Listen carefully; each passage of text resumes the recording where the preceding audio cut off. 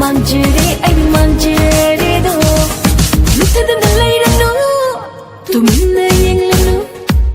không như đang ngại buồn những sĩ hai bậc thân nghe ai cũng nghe ai hai hầu đồ ai buồn đông sĩ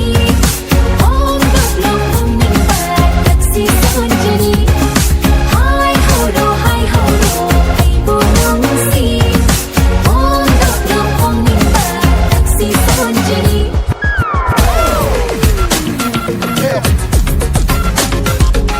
cho kênh Ghiền Mì Gõ để không bỏ lỡ những video hấp dẫn.